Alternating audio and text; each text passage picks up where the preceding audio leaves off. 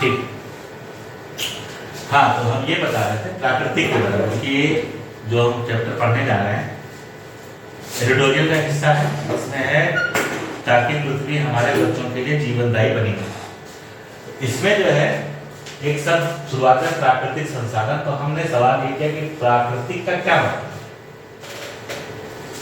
ठीक है, तो प्राकृतिक जो है वो बना है शब्द प्रक्रिया से। प्रक्रिया का मतलब होता है, अंग्रेजी में इसको कहते हैं फंक्शन, कार्य करना की जो प्रणाली है, ठीक है वो। तो जो प्राकृतिक संसाधन, अब संसाधन मतलब जितनी भी चीजें यहाँ पर इस समय अवेलेबल हैं वो पूर्व की किसी प्रक्रिया की वजह से वर्तमान में मौजूद है। वो लगातार एक दूसरे को चीजें बंधी हुई, इंटरलिंक्ड, समझ रहे ना। तो कोई भी चीज है तो किसी प्रक्रिया की वजह से वो है। जैसे उदाहरण के तौर पे चूंकि खगोल विज्ञान पढ़ रहे हैं तो उसमें देखिए ना कि कैसे एक जो परमाणु है वो निर्मित होता है। तो एक प्रक्रिया हो गई ना, एक प्रक्रिया से निर्मित होता है। फिर परमाणु से वो धीरे धीरे और तमाम सारे जो अणु हैं, और फिर एक प्लेनेट है, फिर एक स्टार है, वो कैसे निर्मित हो रहा है, एक प्रक्रिया है उसमें। ये जो प्रक्रिया है वो पूर्व के गुणों को लेकर के ही होती है। समझ रहे हैं कि नहीं समझ रहे? मतलब किसी तरफ एक फ्लो जा रहा है तो उस फ्लो से जो उत्पन्न, जैसे मान लीजिए फ्लो जा रहा है, सपोज करें कि यहाँ से कोई भी फ्लो आ रही है, लेकिन और इधर से कोई चीज आई, तो जब यहाँ पर दोनों आएंगी तो स्वाभाविक सी बात है अपने फोर्स की वजह से, फोर्स जितना होगा, अगर फोर्स नहीं होगा बिल्कुल नॉर्मल होंगे तो कोई भी यहाँ पर घटना घटित नहीं होगी। लेकिन अगर फोर्स होगा तो तुरंत ये इधर को और ये इधर, अथवा जिधर का भी हिस्सा लूज हो गया इधर को और ये इधर मूव कर जाएगा और इस जगह भंवर तैयार कर देगी। तो भंवर बनने की एक प्रक्रिया थी ना, भंवर ऐसे तो नहीं बनी, उसके बनने की एक प्रक्रिया है। ये जो प्रक्रिया है यही पूरी तरह से कंप्लीट जो प्रक्रिया होती है उसको प्राकृतिक कहते हैं। बात क्लियर, समझ में आ रहा है? जैसे पेड़ है तो पेड़ बढ़ने के उसके आगे पत्तियां निकलना, उनका पत्तियों का झड़ना, तने का मोटा होना, उसका खुद का स्वयं का बढ़ना, इसके पीछे एक प्रक्रिया है। ये जो प्रक्रिया है इसी को फंक्शन या प्रकृति कहते हैं। तो प्राकृतिक संसाधन यानी कि जो यहाँ पर मौजूद है, जिनको ह्यूमन बीइंग ने नहीं बनाया है, ऐसे समझ लीजिए कि जिसने इसको इंसान ने नहीं बनाया, उनकी बात की जा रही है। और इसमें कहा गया है कि प्राकृतिक संसाधनों और पर्यावरण, देखिए हर जगह आपने किसी चैप्टर को स्टार्ट किया हो पढ़ना, ठीक है ना, तो आपने ध्यान दिया होगा कि जो मूल शब्द है उसके अर्थ बता। जैसे एक शब्द है इसमें पर्यावरण आया, इसमें पर्या जो बना है वो बना है परिता,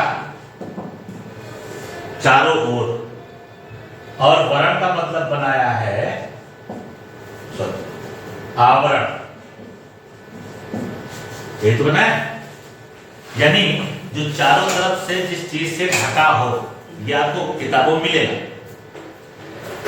तो आप सोचिए जरा कि चीजों को इस तरह से क्यों आखिर बताया गया कि एक एक शब्द, क्योंकि आपको उसकी थीम को समझना है, समझ रहे ना, उसकी थीम को समझना है। अगर उसको आप समझ गए कि वो कैसे बना है तो फिर वो आपके लिए आसान हो जाता है समझना, ठीक। तो जैसे अभी ये सब चीजें हैं, तो ये सब चीजें मैं तो ये नहीं समझ पाता हूं कि लाइब्रेरी में बच्चे बैठ करके कैसे समझते होंगे। ऐसे आजकल लाइब्रेरी का पूरा बना हुआ है, हर जगह लाइब्रेरी खुल रही है, तो वहां पर बच्चे जो है अपने किताबें लेके जाते हैं, ठीक है, आपका जो उनका सोशल मीडिया से संबंधित जो चीजें हैं वो लेके जाते हैं। तो उनको समझते कैसे होंगे शब्दों को, क्योंकि हर शब्द की अपनी एक विस्तृत मीनिंग होती है, अलग कहीं किसी छोटी सी मीनिंग होती है, कहीं वो विस्तृत अर्थ लेकर बैठा होता है। उन अर्थों को समझना आसान नहीं होता, और अगर उन अर्थों को समझ गए तो पूरा का पूरा चैप्टर आपके अंदर तक जेहन तक आपकी आत्मा का, जैसे कहेंगे आत्मसात करना, वो आपकी आत्मा का हिस्सा बन जाता है, याद भी करने की ज्यादा जरूरत नहीं होती। ये चीज जरूरी होती है। इसीलिए देखिए बहुत सारे कोचिंग वाले कहते हैं आप एनसीईआरटी की किताब पढ़िए। एनसीईआरटी की किताब क्यों पढ़ाते हैं? क्योंकि उसमें बेसिक नॉलेज होता है। बच्चा जिस चीज की तैयारी कर रहा है उस लेवल पे जाना चाहता है, लेकिन उसका खुद का जो नॉलेज है वो ग्राउंड लेवल पर भी नहीं है ठीक से, तो इसीलिए रिजल्ट नहीं निकलते। अब देखिए पारंपरिक में जाने कितने बच्चे लाइब्रेरी ज्वाइन किए हैं, कुछ सेल्फ स्टडी कर रहे हैं, कोई यूट्यूब से देख रहे हैं, ऑनलाइन देख रहे हैं, लेकिन कहाँ रिजल्ट यूपीएससी कहाँ मिलता है? बहुत कम। वही निकाल पाता है जिसको एक एक चीज की जो है तारतम्यता और उसका विस्तार पता हो, तो आसान हो जाता है। बात क्लियर? चलिए आगे। तो इसमें ये बताया गया है कि प्राकृतिक संसाधनों और पर्यावरण को किसी सरहद में सीमित नहीं किया जा सकता। इनका फैलाव और प्रभाव सार्वभौमिक होता है। सार्वभौमिक का मतलब तो जान ही है, इनका जो प्रभाव है, ध्यान समझिएगा, इनका जो प्रभाव है, इनका फैलाव और प्रभाव, कोई भी चीज है, जैसे मान लीजिए सपोज करिए O2 और CO2 दो शब्द हैं, यानी ऑक्सीजन और कार्बन डाइऑक्साइड।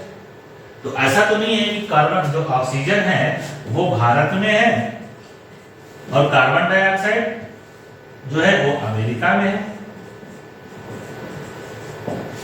मतलब ये कि ये चीज यहां है और ये चीज यहां, ये चीज यहां नहीं है, ये चीज यहां नहीं, ऐसा तो नहीं है। क्यों? यानी जो प्राकृतिक, मानव निर्मित नहीं, जो प्राकृतिक एक फंक्शन के थ्रू जो बनी है, ठीक है, वो चीजें जो हैं वो सिर्फ कहीं किसी सीमा में या कहीं किसी क्षेत्र विशेष में बंधी हुई नहीं, और न ही उन्हें आसानी से बांधा जा सकता है। शब्द पर ध्यान दीजिएगा, मैंने कहा आसानी से नहीं, शब्द आसानी से, इसका मतलब है कि बांधा तो जा सकता लेकिन बहुत जटिल प्रक्रिया हो, आसान नहीं होगा। ठीक, तो ये चीज ध्यान रखिए, यही बात यहां पर ये बता रहे हैं, कह रहे हैं कि इनका जो फैलाव, विस्तार और प्रभाव जहां जहां होंगे वहां अपना प्रभाव भी डालेंगे। प्रभाव सार्वभौमिक होता है, सब जगह होता है। यही कारण है कि मानव जनित गतिविधियों से, अब आया है मानव जनित, ना कि प्राकृतिक, ध्यान रखिएगा, दोनों शब्दों में अंतर मैंने बता दिया। इसलिए यही कारण है कि मानव जनित गतिविधियों से पृथ्वी के तापमान में जो वृद्धि दर्ज हो रही है उसका असर दुनिया के सभी देशों में देखने को मिल रहा है। तो यहां तापमान जो है, ताप क्या है? ताप प्राकृतिक होता है एक तरह से, और इसीलिए इसका जो प्रभाव है वो पूरे वर्ल्ड लेवल पर, जिसको हम क्या कहते हैं? वैश्विक तापन।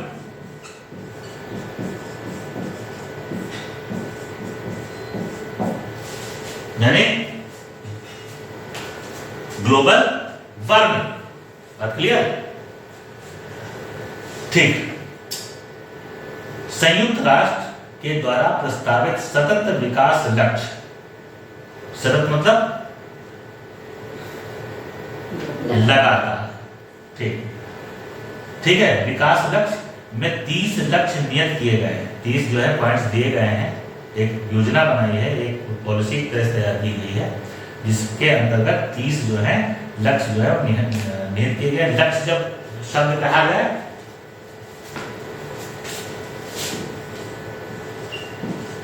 लक्ष्य शब्द अगर कहा गया है तो लक्ष्य शब्द का मतलब है सिर्फ शब्द नहीं, मेरी बात को ध्यान से सुनते रहिएगा, सिर्फ शब्द नहीं, मतलब उस शब्द पर कार्य करके उसको प्राप्त करना। ये ध्यान रखिएगा, लक्ष्य में एक अंतर है। लक्ष्य का मतलब यही है कि जो हमने लक्ष्य निर्धारित किया है उसको कैसे भी किन्हीं भी प्रयासों से प्राप्त करें।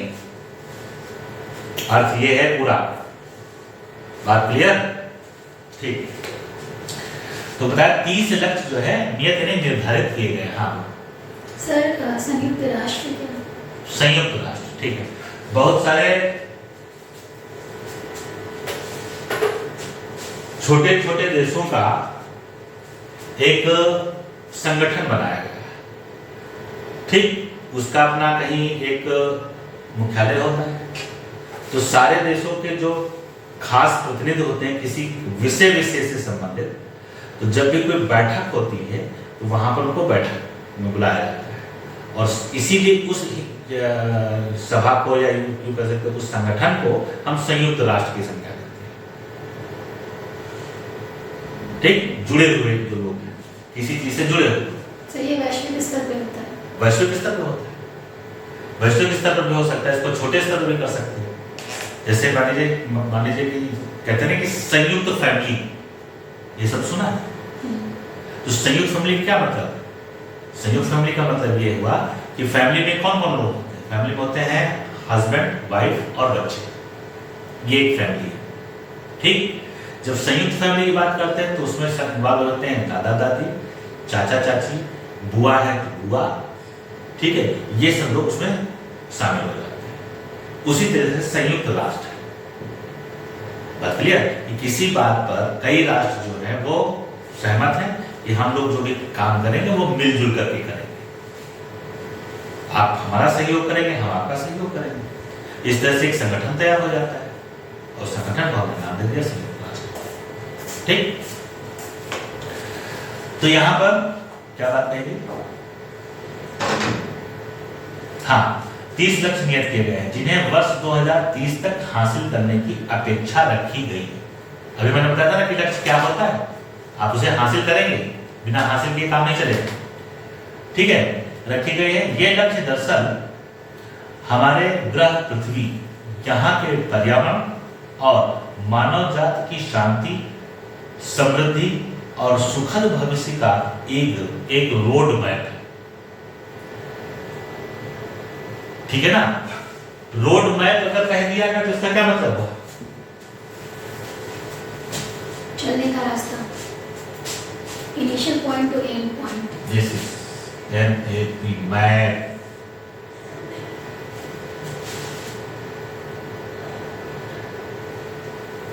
मैप शब्द है मानचित्र हिंदी में। मैप का मतलब ये होता है एक तरह से छोटे संकेतक, संकेत करने वाले अथवा एक मॉडल,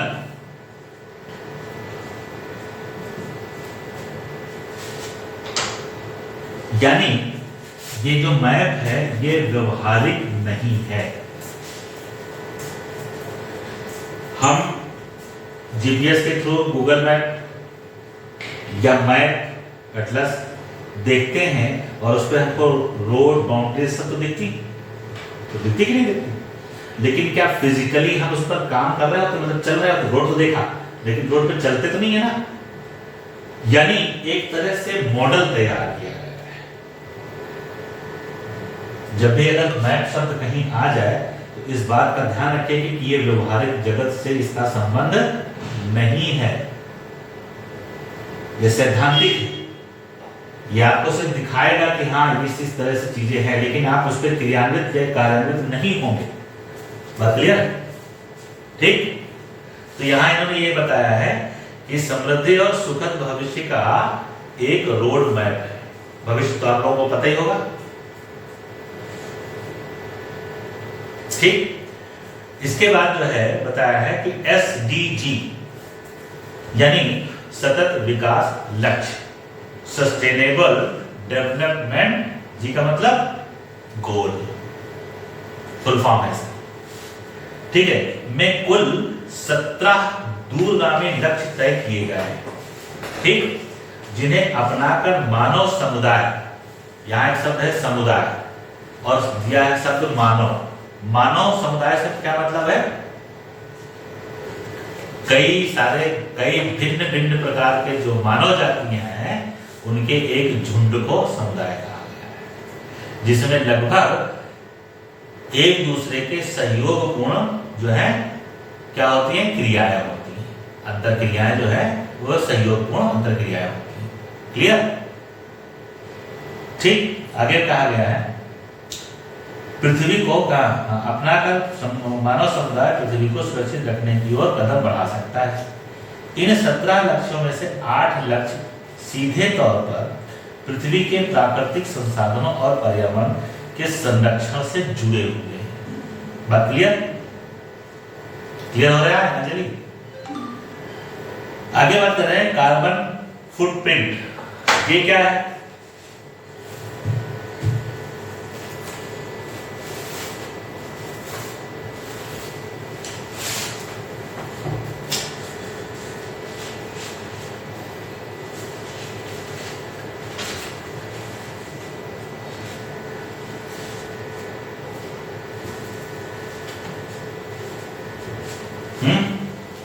कार्बन के स्तर का मापन।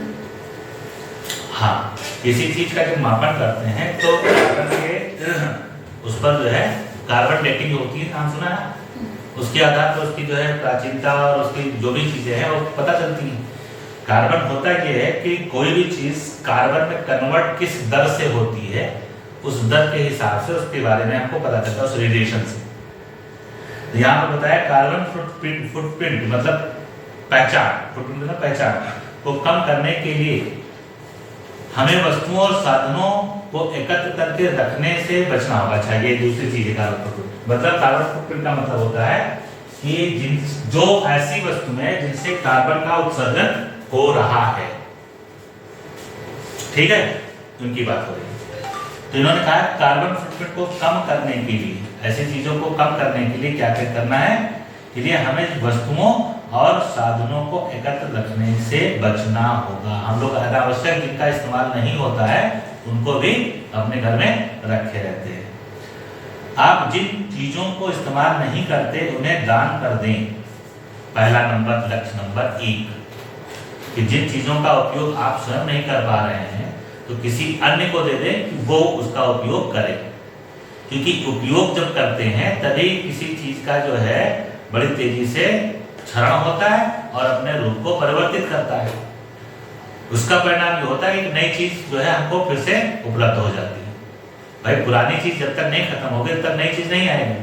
तो पुराने का खत्म होने का एक तरीका यही है।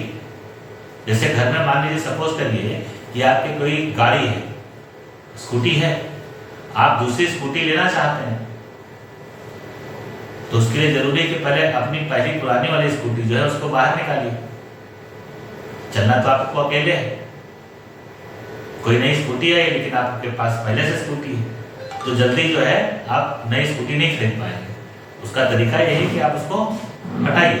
तो जैसे ही हटाएंगे वैसे आवश्यकता जो है वो उसकी जो मात्रा है वो बढ़ जाएगी तुरंत। और जैसे ही तुरंत बढ़ी कि अरे स्कूटी बिना तो काम ही नहीं चल रहा, अब नहीं खरीद। लेकिन पहले से अगर कोई चीज है तो एक दिमाग में रहता है कि चलो एक तो है ही। तो कभी कभार ऐसी बहुत सारी चीजें होती हैं जो घर में इतने अनावश्यक पड़ी होती है जिनका आप इस्तेमाल नहीं करते, तो उनसे लगातार रेडिएशन होता रहता है घर में, और घर में लोगों को कोई ना कोई बीमारी होती रहती है। इसलिए अगर किसी बहुत सारी चीजों का आप अगर नहीं यूज कर रहे हैं तो आप उसको निकाल दें। विशेष रूप से इलेक्ट्रॉनिक गैजेट जितने हैं उनसे, आईसी वगैरह से, उनसे रेडिएशन काफी तेज निकलता है। ठीक है, तो उसको जो है जो वेस्ट जो खराब हो चुका है उसको आप निकाल दीजिए, कबाड़ में जाने दीजिए। बहुत सारी अच्छी चीजें होती हैं, घर का मेंटेनेंस बढ़िया हो जाता है, आप ठीक से चीजों को मेंटेन कर सकते हैं। ज्यादा चीजें तो कोई इधर चीज पड़ी, कोई उधर चली, कोई उधर पड़ी। ठीक है सर, जैसे इसमें ये भी दूसरा सेंस ले सकते हैं कि हर एक वस्तु जो है पृथ्वी पे मोस्टली कार्बन से बनी हुई है। हाँ, हम सब लोग कार्बनिक ही लोग हैं। तो अगर कोई भी वस्तु है, अगर उसे हम रिसाइकिल करके यूज़ करें तो कार्बन का यूज़ कम करेंगे, उत्सर्जन भी कम होगा, उसका एमिशन। अगर हम ज़्यादा से ज़्यादा चीज़ों का उपभोग करेंगे तो कार्बन ज़्यादा एमिशन होगा, तो प्रकृति को नुकसान पहुंचाएगा। अगर हम किसी को दान करते हैं तो वो उसका यूज़ करेंगे तो वो चीज़ कम खरीदी जाएगी ना, उनकी नीड पूरी होगी। ठीक, तो और इसके लिए दूसरी भी तो नई कैसे चीज आएगी नहीं उस तरह की। हाँ ठीक है, सही भाई, इसीलिए तो कहा जाता है कि गाड़ियों का उपयोग कम करें। अगर मोहल्ले के 4 लोग हैं और किसी एक के पास गाड़ी है, तो वो 4 लोग जो है, ठीक है, फ्यूल का या मेंटेनेंस का जो खर्चा है वो आपस में मिल करके बांट कर है, और एक ही गाड़ी से जाए, एक ही जगह जब जा रहे हैं या एक रूट पे ही जा रहे हैं तो एक गाड़ी से जाए। खर्चे का भी है सर, और फिर जो फ्यूल यूज़ कर रहे हैं उसमें फ्यूल जलता है तो कार्बन ही तो निकलता है, बिल्कुल। उससे प्रकृति को हार्म होता है। हाँ। तो अगर आप ज़्यादा पैदल चलें, ऐसी चीज़ों का यूज़ करें जिसमें कोल यूज़ ना हो, ना हाँ। निकले, तो उससे कार्बन जो फुटप्रिंट लिखा है ये कम होगा। हाँ बिल्कुल सही है, बिल्कुल बात सही। ठीक, तो ये बात यहाँ पर बताई गई। आगे बताया गया कि एक लक्ष्य, पहला लक्ष्य ये है कि आप अपने घर में अनावश्यक जो चीजें हैं वो इकट्ठा ना करें, उनको दान करते रहें। दूसरी बात आगे बताया है कि आज दुनिया की लगभग 40% आबादी पानी की किल्लत झेल रही है। ठीक, वहीं दूसरी ओर हम पानी का सार्थक व समझदारी पूर्ण उपयोग नहीं करते, जिसके फलस्वरूप पानी की बर्बादी होती है। गाड़ी धुल रहे हैं, गाड़ियाँ बहुत हो गई हैं, खूब गाड़ियाँ धुली जाती हैं, और न जाने क्या क्या करते हैं, जबकि कपड़े से पोंछ करके भी काम चलाया जा सकता है। कपड़ा भिगो लीजिए, भिगो करके जो है आप गाड़ी को साफ कर लीजिए, इससे भी काम चल सकता है। लेकिन नहीं, पूरा पानी वेस्ट करेंगे, समझ रहे हैं? ब्रश कर रहे हैं तो पानी चल रहा है, ब्रश चल रहा है, साथ में दोनों चीज चल रही है। नहा रहे हैं तो झरने के नीचे अब बड़ी देर तक गर्मी है तो बहुत देर तक झरना चल रहा है। ये क्या है? पानी का वेस्टेज। तो यहाँ पर इसीलिए ये बताया है कि आज दुनिया की लगभग 40% आबादी पानी की किल्लत झेल रही है। वहीं दूसरी ओर हम पानी का सार्थक व समझदारी पूर्ण उपयोग नहीं करते, जिनके फलस्वरूप पानी की बर्बादी होती है। हमें धरती को बचाना है तो पानी को बचाना होगा। ये कौन सा लक्ष्य है? लक्ष्य नंबर 6। इन लक्ष्यों के विषय में चूंकि यहाँ 1 दिया है, फिर 6 दिया है, फिर इस तरह से अलग अलग दिए ना, ये आपको आगे इसी पुस्तक में सीक्वेंस से कहीं ना कहीं मिलेंगे। ठीक, तो ये लक्ष्य है। हमें आगे बताया, हमें संवहनीय और स्वच्छ ऊर्जा का उपयोग करना होगा। संवहनीय का हमने बताया था, जो ऊपर की ओर उठता है, विकास की तरफ बढ़ता है, यानी ऊपर की ओर। ठीक, ये दोनों ऊपर की ओर है, ये नीचे आता है, एक ऊपर जाता है। एक नीचे आता है और एक ऊपर जाता है। मतलब जो एक विकास कर रहा है, विकास की एक सीमा है और उस सीमा के बाद वो बेकार हो जाती है। जैसे नई गाड़ियां बनती हैं, नई गाड़ियां बनती हैं, कुछ दिन तक चलती है, इसके बाद वो बेकार हो जाता है, मतलब नया मॉडल आ जाता है। तो जो बेकार होती हैं उनको क्या करते हैं? उनको फिर से वापस फैक्ट्री में ले आते हैं। ठीक, और फैक्ट्री में उसको फिर से रिसाइकिल करते हैं, रिसाइकिल करके नए मॉडल को तैयार करके फिर से वो डाल देते हैं। ये क्या होता है? संवहनीय। ठीक है, ऊपर की ओर। तो संवहनीय और स्वच्छ ऊर्जा का उपयोग होगा। ये लक्ष्य नंबर 7 दिया गया है। अगला दिया गया है कि आगे, हाँ, तो यहां पर हमने एक शब्द पूछा था, पब्लिक।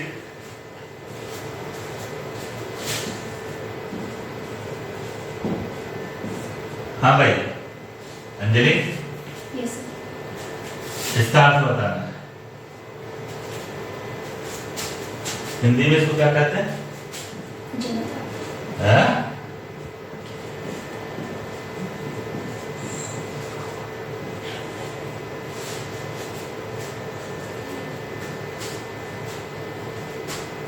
वह स्थान जहाँ पर जो सबके लिए मान्य हो, वह ऐसा कोई स्थान जो सभी वर्गों के लोगों के लिए, सबके लिए मान्य होता है, वो सार्वजनिक है।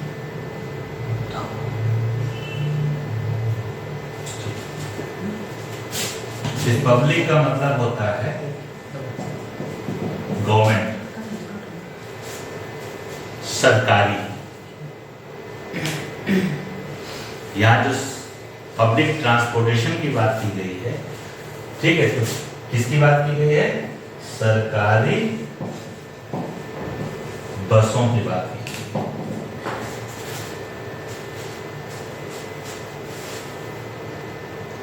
ध्यान रखना जहां पर भी तुमको ये सब दोनों इंग्लिश में ये और हिंदी में ये मिल जाए, इसके अर्थ दूसरे रूप में दूसरे अर्थ में बहुत कम इस्तेमाल होता है। जैसे जो तुमने सार्वजनिक कहा ना कि सभी के लिए, तो सभी के लिए क्या हो, कोई चीज अगर सभी के लिए है तो कैसी होगी वो चीज? सीधी सी बात, सरकार किससे बनी?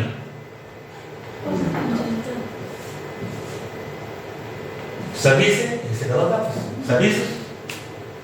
तो सरकार किसकी है? सभी की। और सरकारी चीज किसकी है? सभी के लिए। ठीक, इस शब्द का बहुत अच्छे से ध्यान रखना। आपको आपकी क्वालिटी में बार बार ये शब्द है, सार्वजनिक शब्द, समझे ना? ध्यान रखना। ठीक, आगे बताया गया है कि अपने समुदाय और शहर को उपयुक्त बनाए रखने के लिए हमें ज़्यादा से ज़्यादा पब्लिक ट्रांसपोर्टेशन का उपयोग करना होगा। यानी सरकारी जो बसें चलती हैं उनका जो है इस्तेमाल करें, और छोटी दूरियों को पैदल चलकर तय किया जा सकता है। यह सेहतमंद भी होगा, यह बताया गया लक्ष्य नंबर 11। जहाँ तक संभव हो हमें कागज, प्लास्टिक, ग्लास और एल्यूमिनियम को रिसाइकिल करना होगा। ठीक है, जैसे कागज है, प्लास्टिक है, ग्लास यानी कांच है, शीशा, और एल्युमिनियम है, इसको रिसाइकिल, क्योंकि ये ऐसी चीजें हैं जिनको हम रिसाइकिल कर सकते हैं। लेकिन समस्या ये है कि बहुत सारे जो इस तरह के पदार्थ हैं या धातुएं हैं वो घरों में बंद पड़ी,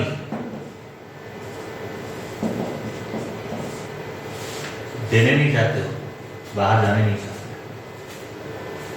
बात समझ रहे हैं ना? तो रिसाइकिल होने के लिए जरूरी है कि आप उसको जो है कहीं, अगर बिल्कुल यूज का नहीं है तो आप उसको सेल कर दीजिए। तो जिसको सेल करेंगे वो जाकर के फैक्ट्री में पहुंचा देगा, फैक्ट्री वाले जो है उसको रिसाइकिल कर देंगे। बात क्लियर है? आगे बताया गया है कि इनका उत्पादन और उपभोग दोनों विवेकपूर्ण होना चाहिए। जो भी चीजें हैं उनका विवेकपूर्ण होना का मतलब ये है कि किसी भी चीज का जो उपयोग है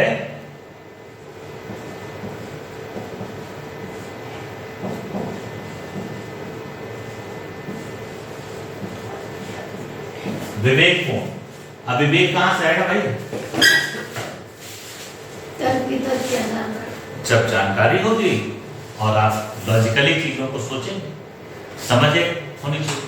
ठीक, तो इस तरह से आप जो है विवेकपूर्ण जो है उपयोग करेंगे, उसका उपयोग करना है। ये लक्ष्य 12 में दिया गया है। फिर ग्लोबल वार्मिंग यानी कि जो आपका वैश्विक तापन है भयावह रूप ना धारण ना कर सके, इसके लिए हमें आज ही कार्य शुरू करना होगा। ठीक है, तो आपने जैसा बताया ना कि तमाम सारी चीजें, जिससे बहुत सारा घर में वेस्ट होता है या किसी के पास बहुत सारे ढेर सारे सामान होते हैं, उपयोग तो एक ही करना है, उसकी वजह से जो दूसरा है दूसरे के उपयोग पर हमने कब्जा कर लिया है एक तरह से। तो वो क्या करेगा, वो फिर उसको चाहिए, चाहने के लिए जो है फैक्ट्री उसको निर्मित करेगी। तो जितनी ज्यादा इस तरह की चीजें होंगी उतनी ज्यादा रेडिएशन होगा, उतनी ज्यादा ग्लोबल वार्मिंग बढ़ेगी। ठीक, और उसका परिणाम ये होगा कि हमारा जो पर्यावरण है, ठीक है, वो दूषित होगा। ठीक है, तो इसके लिए क्या ये इन्होंने कहा कि अपने पर्यावरण, जलवायु और प्राकृतिक संसाधनों की हिफाजत हमारे हाथ में है। ये लक्ष्य नंबर 13। महासागरों का हमारी पृथ्वी, भूमि पर जीवन और वातावरण के ऊपर व्यापक प्रभाव होता है। इनका महासागरों का। जलवायु, पर्यावरण पता है, प्राकृतिक संसाधन भी पता चल गया। ठीक, एक क्षेत्र विशेष या पूरे पृथ्वी पर जो जल की मात्रा है और वायु की मात्रा है। ठीक, यानी एक तरह से जो जल है, जल का ध्यान रखिएगा कि जल सिर्फ आपके समुद्र में अथवा नदी में या कुओं में या भूमिगत वही नहीं पाया जाता। ये जल आपका वायु में भी मौजूद है और अच्छा खासा होता है, लाखों गैलन होता है। समझ रहे ना, वाष्प वाष्प के रूप में। तो ये जलवायु इसीलिए कहा जाता है कि वहां की जो जल है और वायु कैसे, ठीक है, इसके आधार पर वहां का सारा कुछ बनेगा। इसीलिए देखिए अलग अलग जगहों पर अलग अलग तरह की जलवायु होती है। मान लीजिए कि रेगिस्तान है, तो रेगिस्तान की जलवायु कैसी है, उष्ण यानी गर्म, गर्म है ना। साथ में चूंकि रेगिस्तान है और पानी की कमी है, तो वायु में क्या है, यहाँ पर वायु कैसी है, वो है शुष्क, सूखी, क्योंकि जो जल के कण है वो वायु में जो है मौजूद नहीं है, इसलिए तो वायु कैसी है, शुष्क। तापमान वहां पर किस तरह का है, उष्ण। बात क्लियर हो गई। यही दोनों चीजें मिलकर के उस जगह को क्या कहते हैं, उस क्षेत्र को, इस क्षेत्र को के हिस्से को क्या है, जलवायु। यहाँ जलवायु कैसे, केवल ताप का अनुभव होता है या उसमें वाष्प को भी लेंगे, वाष्प होगी, लेकिन जब तक वायु अगर हम नहीं उसमें इन्वॉल्व करेंगे तब तक हमको ये नहीं पता चलेगा कि उसमें जलवाष्प कितनी है। समझ रहे हैं? इसीलिए हम जो वायु को अलग से कहते हैं कि शुष्क है, जलवायु शुष्क है। शुष्क का मतलब ये है, उष्ण तो है ही, साथ में वहां पर रेगिस्तान या फिर कुछ इस तरह का वो है, स्थिति है कि वहां पर पानी की भी कमी है। बात क्लियर है? ठीक। तो महासागरों का हमारी पृथ्वी भूमि पर जीवन और वातावरण के ऊपर व्यापक प्रभाव पड़ता है, इसलिए महासागरों को स्वच्छ और प्लास्टिक मुक्त रखने की जिम्मेदारी हमारी है। ये लक्ष्य 14। फिर नेक्स्ट है, महासागरों सहित भूमि पर वृक्ष लगाकर हम अपने पर्यावरण और सुंदर ग्रह पृथ्वी की आयु बढ़ा सकते हैं। इसके लिए हमें हर संभव प्रयास करना होगा। ठीक, एक शब्द यहां आया है, पृथ्वी की आयु।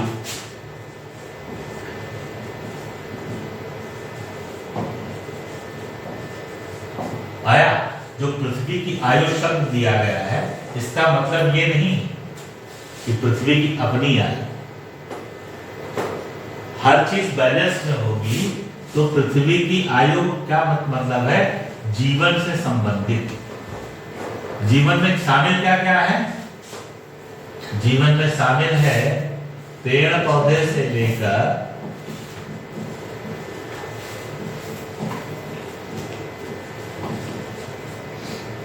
सूक्ष्म जीव तक, सूक्ष्म जीव और बड़े बृहद जीव, सब ये शामिल हो जाते हैं। वो जो अधिकांश जो है कि क्या करते हैं, परिवर्तन में जो है शामिल होते हैं। ये सारे के सारे परिवर्तनशील है कि नहीं? सर इसमें निर्जीव को इंक्लूड नहीं करते हैं? नहीं, जब निर्जीव है, जब उसमें जीव नहीं है, तो जीवन से कोई मतलब नहीं है। न जीवन से, न आयु से कोई मतलब। आयु किसकी होगी, जिसमें जीवन होगा। जीवन किसमें होगा, जिसमें परिवर्तन होगा। हालांकि सूक्ष्म स्तर पर हर चीज परिवर्तनशील है, ऐसा नहीं है, लेकिन भौतिक स्तर पर, बड़े स्तर पर हम जिनमें स्पष्ट रूप से परिवर्तन देख रहे हैं, ठीक है, उन्हीं को हम जीवन के साथ जोड़ेंगे। बात क्लियर? सर जो पहाड़ और पर्वत होते हैं या कोल है, तो उसकी भी तो आयु निकालते हैं, वो हाँ, तो निकालते हैं। वही तो कह रहे हैं ना कि सूक्ष्म स्तर पर वो भी परिवर्तित हो रहा है। जीवन एक तरह से कह सकते हैं उसमें भी, लेकिन हम विशेष रूप से उन चीजों को रखेंगे जिनमें बड़े परिवर्तन हो रहे हैं, तेजी से परिवर्तन हो रहे हैं, चलते फिरते हैं, हिलते डुलते हैं। नहीं तो देखिए एक चीज, ये पेन को हम क्या कहते हैं, निर्जीव, लेकिन क्या इसमें परिवर्तन नहीं, परिवर्तन इसमें भी, लेकिन बड़े सूक्ष्म स्तर पर। ये जैसे कि तैसे हम देखते हैं वो समय तक बना रहता है। अगर इसको हम सुरक्षित रख दें तो जैसे कि तैसे बना रहे, लेकिन ह्यूमन बॉडी है या कोई जानवर है, उसको आप कहीं रख दें उस तरह से और उसका पोषण ना हो अलग से, तो वो कमजोर होता चला जाएगा। इसको पोषण की जरूरत नहीं, ये हार्ड बटन ऐसे रखा रहेगा बहुत दिनों तक। ठीक है, जैसे जैसे सूरज की रोशनी बढ़ेगी, रेडिएशन होगा, वैसे वैसे ये क्या कहते हैं भंगुर होता चला जाएगा। धीरे धीरे तो छोटे छोटे कणों में कन्वर्ट हो जाएगा, छोटे कण, बहुत छोटे कण, बहुत छोटे कण, फिर परमाणु, परमाणु से फिर ऊर्जा में कन्वर्ट हो जाएगा। क्लियर? इनके साथ ये नहीं, ये भौतिक जगत है। भौतिक जगत में जो दिख रहा है उसी को हम आयु के में रखेंगे। आयु किसकी होती है? किसी भी परिवर्तनशील की कहां से एक रूप उसने ग्रहण किया है और कहां पर उसने वो रूप छोड़ दिया है, इसी के बीच की ये जो हिस्सा है इसको हम कहेंगे आयु। समझ ना? आयु वैसे हर चीज है, थोड़ा सा क्लियर नहीं हो रहा। हर चीज की आयु होती है, लेकिन भौतिक जगत हमको वो दिखता है, इसलिए भौतिक जगत निर्जीव है। भौतिक जैसे कि यहाँ पर है कि पृथ्वी की आयु, पृथ्वी पे क्या क्या चीजें, पहाड़, पर्वत, नदी, सागर, महासागर। भौतिक जगत क्या है? भौतिक जगत में परमाणु जो है छोटा सा है, ये भौतिक जगत का हिस्सा हम नहीं मान सकते। या ऊर्जा जो है इसको हम भौतिक जगत नहीं कहेंगे। भौतिक जगत स्थूल रूप में होता है, सूक्ष्म नहीं होता। भौतिक जगत को जिसको हम छू सकते हैं, देख सकते हैं, महसूस कर सकते हैं, भौतिक जगत। ठीक है, उसमें सिर्फ इंसान ही नहीं, बहुत सारी चीजें शामिल हो गई। लेकिन परिवर्तन की प्रक्रिया में हम आयु से जोड़ेंगे, तो खासकर जीवन से जोड़ेंगे, इस तरह के जीवन से। और ये जो जीवन है इंसानों का, ये जीवन, इसके जीवन से जुड़ी है हमारी अर्थ। इनके क्रियाकलाप से हमारे अर्थ की हर एक जो भौतिक चीज है, छोटे से लेकर बड़े तक, वो डिपेंड है। किस पर डिपेंड है? इन लोगों पर। तो समझ रहे हैं? हमने अगर जैसे बृहद जीव को ले लिया, तो बृहद जीव में इंसान आ गया, शामिल हो गया। इंसान ने अगर कोई गड़बड़ी करी तो कहाँ गड़बड़ी होगी? गड़बड़ी होगी सबसे पहले इधर, यहाँ गड़बड़ी हुई सूक्ष्म जीव। जो सूक्ष्म जीव जो गड़बड़ होंगे तो सारा कुछ डिस्टर्ब होगा, और जब सारा कुछ डिस्टर्ब होगा तो सीधी सी बात है, जिसमें शामिल है हमारी अर्थ, पृथ्वी। ठीक है, तो पृथ्वी का भी अपना कुछ ना कुछ बिगड़ेगा, समझ रहे ना? तो इसीलिए कहा गया कि जो हमारी जो पृथ्वी है की आयु जो है वो बढ़ जाए। तो पृथ्वी की आयु बढ़ने से मतलब ये है कि पृथ्वी पर जो जीवन है, पृथ्वी की आयु से हमें कब मतलब होगा? जब हम होंगे ना। इंसान ही नहीं है तो उसकी आयु से क्या लेना देना है? हम कभी ये नहीं कहते कि मंगल की आयु बढ़ जाए, बृहस्पति की आयु बढ़ जाए, मतलब ही नहीं है ना कोई। हमारे होने की वजह से ही ये सारे शब्द मौजूद हैं, इनका अस्तित्व है। तो जब हम ही नहीं रहेंगे तो इसका कोई मतलब नहीं पृथ्वी का, न उसकी आयु से कोई मतलब है। तो इसमें कोई परिवर्तन ना हो, क्योंकि इसके परिवर्तन पर जीवन निर्भर करता है। ठीक है ना? और इस जीवन पर ये सारी चीजें निर्भर कर रही है। ध्यान रखिएगा, मैं हमेशा सूक्ष्म से बृहद की तरफ बढ़ता हूं, इस बात का ध्यान रखिएगा। कभी कोई बात हम सूक्ष्म स्तर पर कह रहे होंगे, यानी कि एकक। एकक का मतलब होता है इकाई, समझ रहे हैं? सिंगल की बात कर रहा हूं। तो कभी जो है हम बड़े स्तर पर बात कर रहे होते हैं। हम ज्यादातर चीजों को सूक्ष्म स्तर पर पकड़ते हैं। सूक्ष्म स्तर पर पकड़ लेंगे तो हमको बृहद स्तर की जानकारी एक्सपैंड करेंगे तो वहां हो जाएगी। कभी कभी हमको बृहद स्तर को पकड़ना पड़ता है तो सूक्ष्म स्तर की जानकारी हो जाती है। जैसे हमने बताया ना कि अगर मानो बृहद जीव इस तरह के सूक्ष्म जीव नहीं, सूक्ष्म जीव कौन से हैं? सूक्ष्म जीव है आपकी एक कोशिका है, सूक्ष्म जीव कह सकते हैं इसको। सोचिए, अगर एक कोशिका काम नहीं कर रही है, नहीं कोशिका बन रही, तो क्या मानव शरीर बनेगा? संभव ही नहीं। मानव शरीर क्या है? बहुकोशिकीय है, और ढेर सारी। तो हमारे सूक्ष्म जीव ही नहीं रहेंगे तो इसकी बृहद की कहानी खत्म। जब ये की कहानी, इनकी सबकी कहानी खत्म, तो इनकी भी कहानी खत्म। तो जब इनकी कहानी खत्म हो जाएगी तो पृथ्वी का क्या मतलब है उसके जीवन का? कोई अर्थ तो रह नहीं गया। यही बात यहां पर बताई जा रही है। ठीक है, ठीक है। शुरुआत में थोड़ा सा यही बेसिक चीज है। ये बेसिक चीज जिस दिन हो सकता है 1 महीने लग जाए, 2 महीने लग जाए, 3 महीने लग जाए, लेकिन जिस दिन ये बेसिक चीजें कवर हो जाएंगी उस दिन खुद ही तुम सोचोगे कि तुम क्या थे, अब क्या हो गए हो। अब क्लियर? बहुत सारे शब्दों का अर्थ नहीं पता होता है ना, अभी सॉल्व नहीं बताया मैंने, ठीक है, और तमाम सारे शब्द बता रहा। इनका जब एग्जैक्ट अर्थ पता होगा तो जो लेख है ना वो सारे के सारे अंदर लाएंगे, सारा का सारा पूरा अर्थ समझ में आएगा। और जब अर्थ समझ में आ जाएगा तो फिर समझ आ गई, फिर आपको याद करने की जरूरत नहीं, याद नहीं होगा। कुछ तथ्यात्मक चीजें होती हैं जैसे डेट, तिथियां, ठीक, लेकिन तिथि को अगर आप तिथि को भी रिलेट कर दे किसी चीज से, रिलेशन उसका बना दे, ठीक है, तो आसान हो जाएगा याद करना। आपको बस उस चीज को ढूंढना है जो किसी पर्टिकुलर डेट के लिए में हो और आपके लिए वो रोचक हो, मजेदार हो, उसकी तिथि आपको पता हो, बस उससे उस घटना को आप रिलेट कर दीजिए, आपको तिथि याद रहेगी। जैसे बहुत सारे लोगों का बर्थडे है, होता है, तो बर्थ डेट याद रहता है कि नहीं रहता है? बर्थ डेट याद रहता है।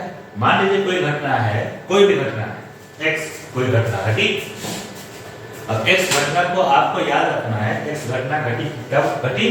आज तारीख है, आज 3 अगस्त है। बात क्लियर? आज इसको रिलेट करना है। मान लीजिए आपका कोई खास मित्र है और उसका इसी दिन जो है बर्थ डेट है, 3 तारीख, तो आप रिलेट कर दीजिए उससे। नाम मान लीजिए अनुराग है,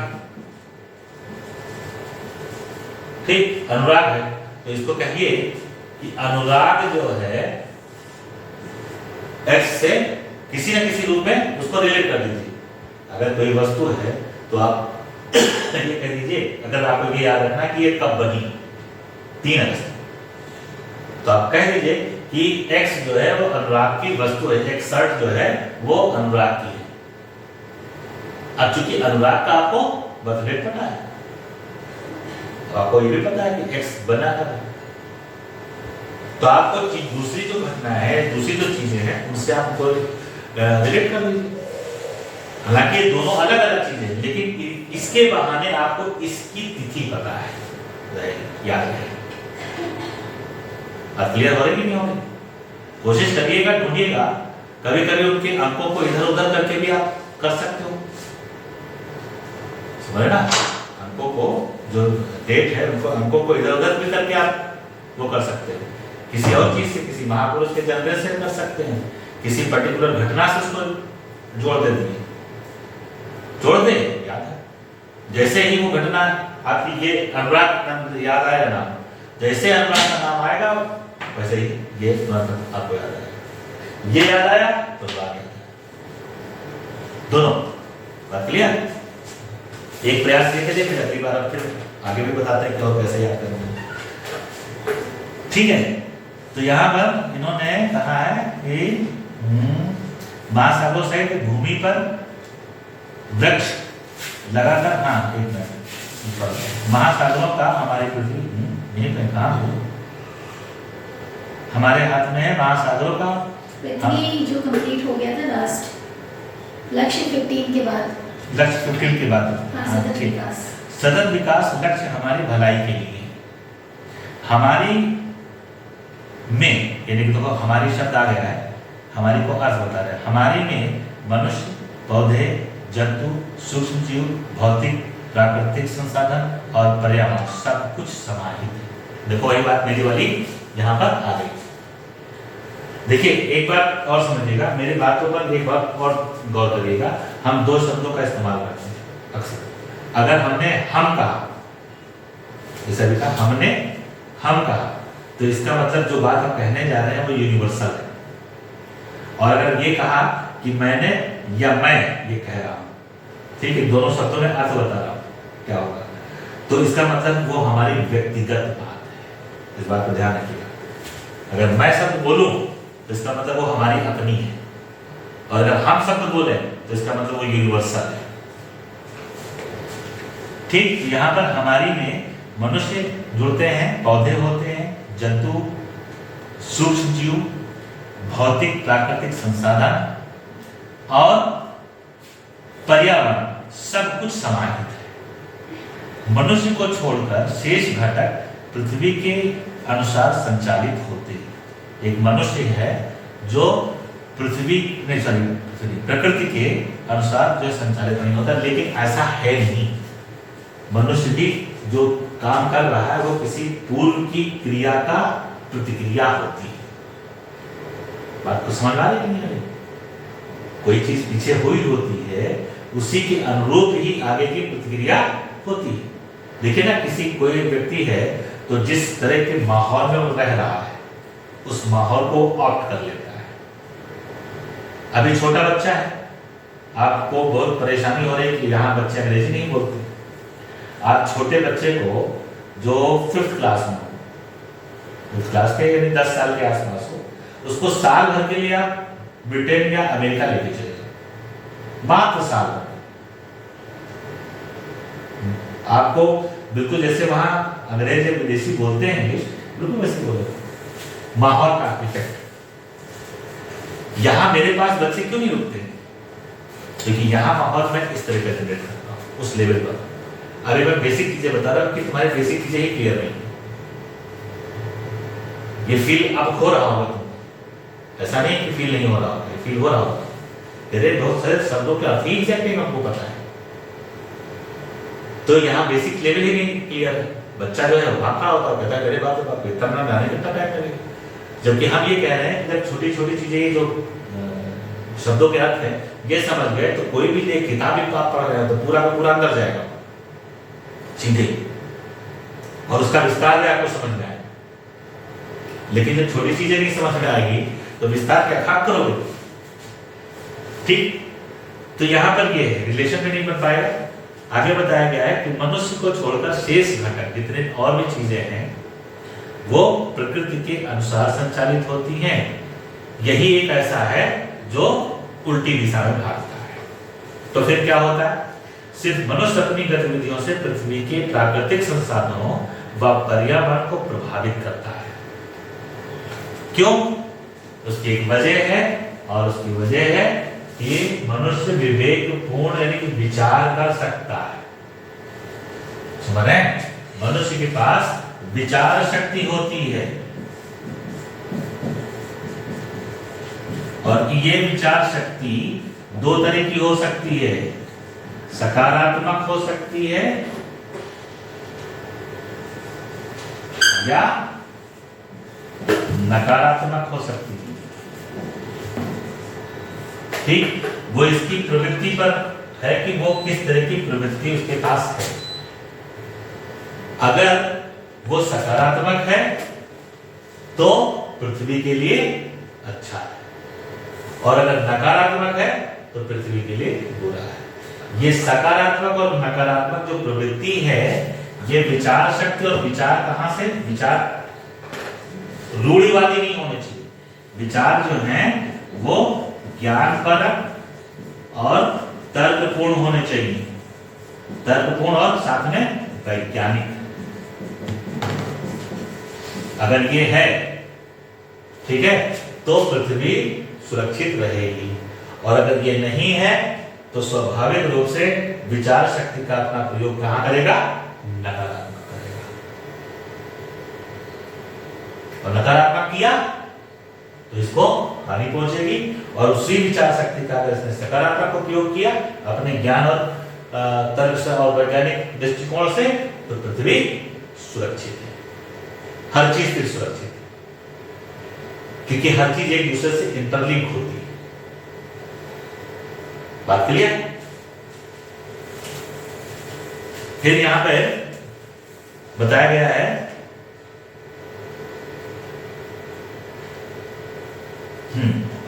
सिर्फ मनुष्य अपनी गतिविधियों से पृथ्वी के प्राकृतिक संसाधनों और पर्यावरण को प्रभावित करता है। ये मानव जनित गतिविधियां, जो मानव जनित मतलब मानव द्वारा बनाई हुई जो गतिविधियां हैं संकटदायक और आत्मघाती है। मतलब इसलिए आत्मघाती और संकटजनक है क्योंकि अधिकांश जनसंख्या की जो विचार शक्ति है वो कैसी है? नकारात्मक। लगभग हमसे अगर पूछा जाए तो हम कहेंगे 99.99% लोग। कारण वो किसी एक निश्चित विचारधारा पर काम कर रहे होते हैं। ये विचारधारा या विचार शक्ति जो है वो अगर स्वार्थी व्यक्तियों ने दी है जो अपना स्वार्थ सिद्ध करना चाह रहे हैं किसी भी रूप में, तो इसका मतलब है कि सही नहीं। इसीलिए मैं हमेशा इस विचार पर चलने के लिए मना करता हूं, बल्कि आप स्वतंत्र होकर के ज्ञानपरक हों, तर्कशील हों और वैज्ञानिक हों, न कि स्वार्थी व्यक्तियों के विचार के आधार पर। बिल्कुल जरूर नहीं। अगर आपको वाकई चीजों को समझना है तो समझे ना, आप ये बात फील कर रहे होगे, सभी लोग फील कर रहे होगे कि वाकई 99.99% लोग जो हैं वो किसी न किसी विचारधारा पर काम कर रहे होते हैं। मार्क्सिज्म पे काम कर रहे हैं, गांधी के उस पर चल रहे हैं, कोई बौद्धिज्म पे काम कर रहा है, कोई जैनिज्म पे काम कर रहा है, कोई हिंदुइज्म पे काम कर रहा है, कोई मुस्लिम पर काम कर रहा है। सबकी अलग अलग विचारधारा है और जिनकी अलग अलग जो विचारधारा है उन विचारधारा में जिन्होंने इसको निर्मित किया है उनका स्वार्थ नहीं, उनका लोगों का जो विचारधारा वो ज्ञानपरक और ये तर्कपूर्ण और वैज्ञानिक नहीं है। अगर वो होता तो ये जो हम आज झेल रहे हैं पृथ्वी के लिए वो नहीं होता। ईर्ष्या द्वेष ये किस लिए होता है? इसीलिए है क्योंकि भिन्न भिन्न विचार मौजूद है।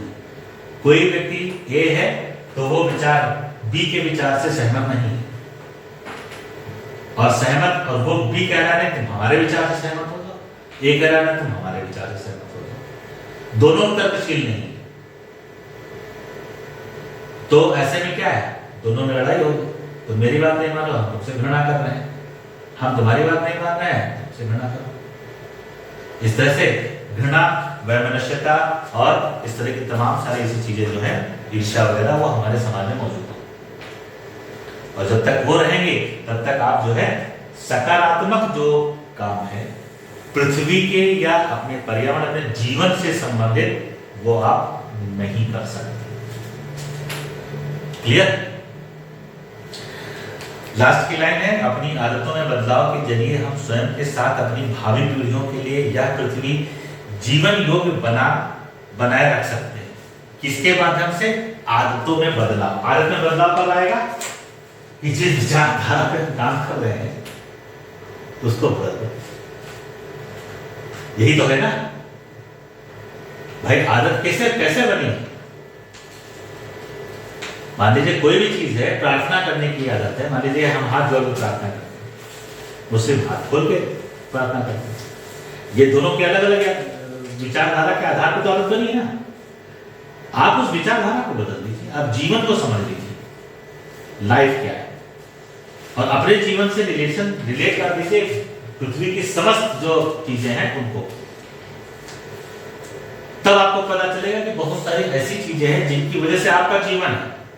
जल, वायु, पृथ्वी। भाई हमारे दर्शन में इन्हीं 5 चीजों को तो बताया गया है: क्षिति, जल, पावक, गगन, समीक्षा।